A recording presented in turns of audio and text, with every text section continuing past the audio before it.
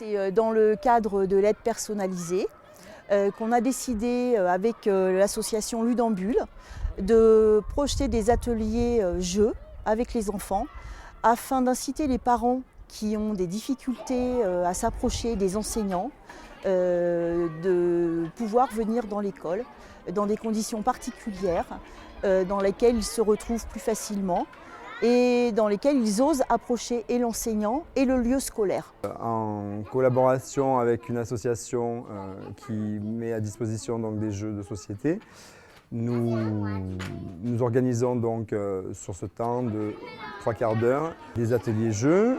Les parents des enfants qui sont concernés par ces activités pédagogiques complémentaires sont invités à participer avec leurs enfants donc, à ces ateliers. En fait, moi au début, je croyais que c'était obligatoire. Parce qu'en fait, c'est marqué un mot, il faut qu'on signe, il y a des dates pour chaque enfant, donc je pensais que c'était obligatoire, mais finalement, c'est très bien. Avec l'aide personnalisée complémentaire, on a proposé aux parents d'emmener nous, les enseignants, les enfants, à des activités de jeu, de découverte du jeu. Et la première étape, ça a été justement que les parents, d'une manière un peu obligatoire, c'est vrai, amènent leurs enfants. Puis on a proposé aux parents de se joindre aux enfants pour découvrir aussi les jeux que leurs enfants faisaient, pour qu'ils puissent en discuter, voir aussi ce qui leur plaisait moins, et peut-être induire au niveau de la famille le fait de jouer. Voilà.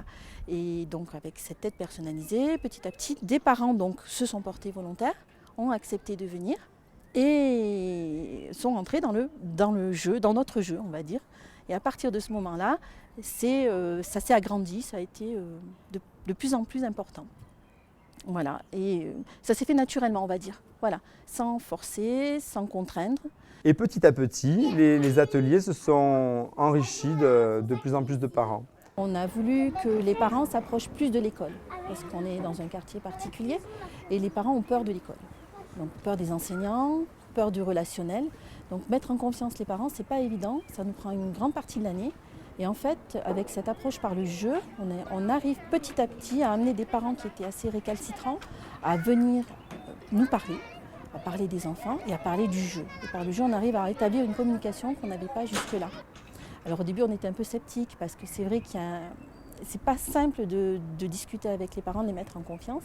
Et petit à petit, en ayant des parents qui étaient plus volontaires, d'autres un peu moins, on est arrivé par le bouche à oreille à avoir un bon groupe qui s'est constitué. Et même des enfants qui n'étaient pas concernés initialement par le projet ont demandé à entrer dans le cadre. Alors, au début, c'était CP grande section.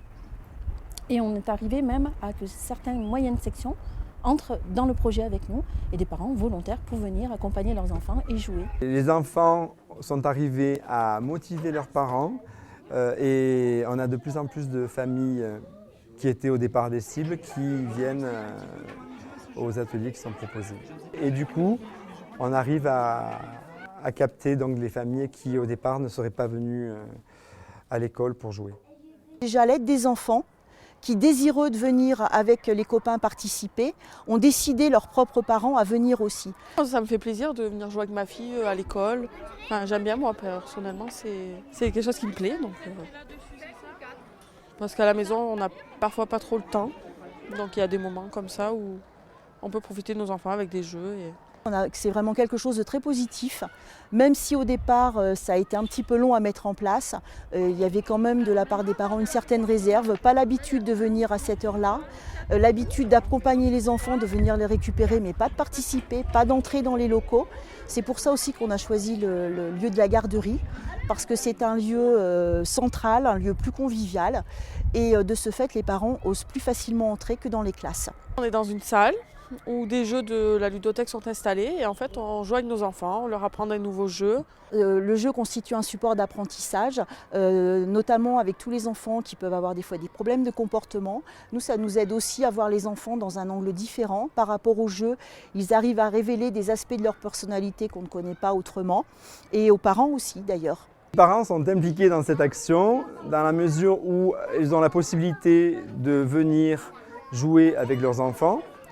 L'objectif étant en fait de faire remonter le jeu dans la famille. On s'est aperçu depuis quelque temps que de moins en moins de parents jouaient avec leurs enfants dans le cadre familial. Donc ça nous a semblé important de reformer ce lien entre l'enfant et le parent dans le cadre du jeu.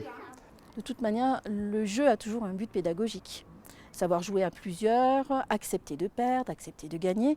D'ailleurs, la personne qui s'occupe du Lunambule nous expliquait que le jeu fait ressortir énormément de choses.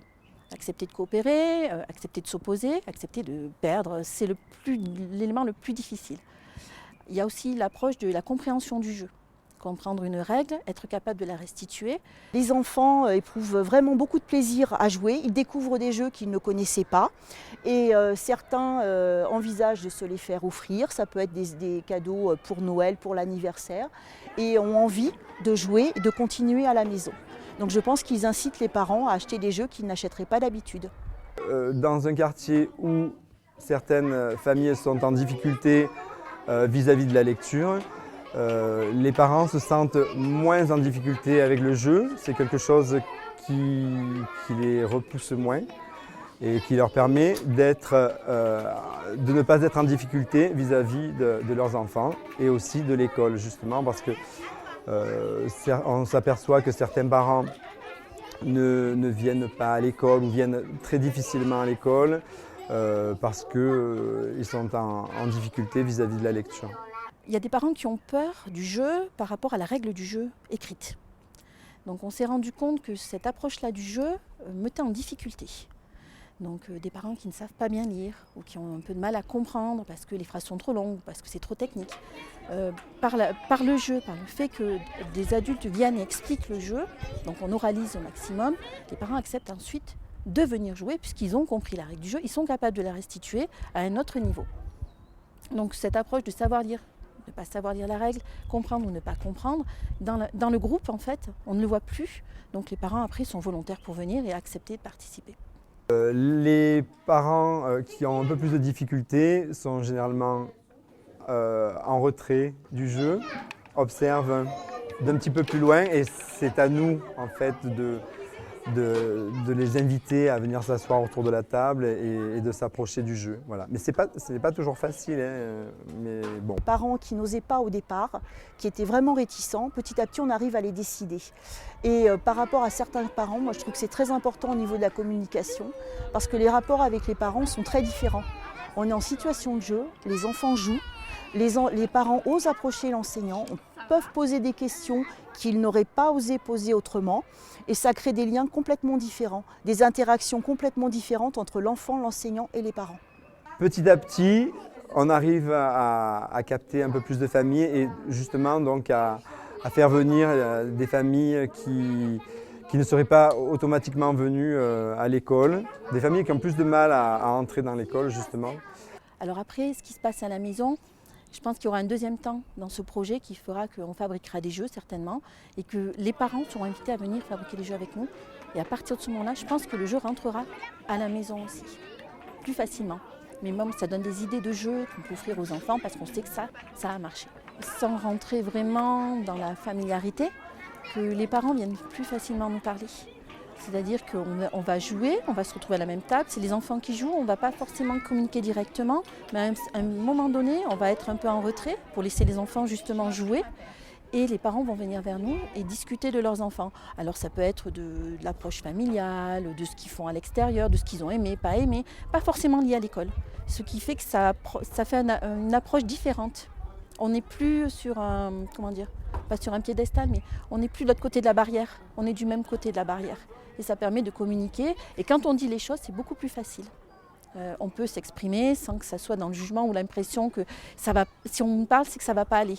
On parle d'autre chose aussi. Ce qui fait que ça nous rend peut-être un peu plus humains, entre guillemets.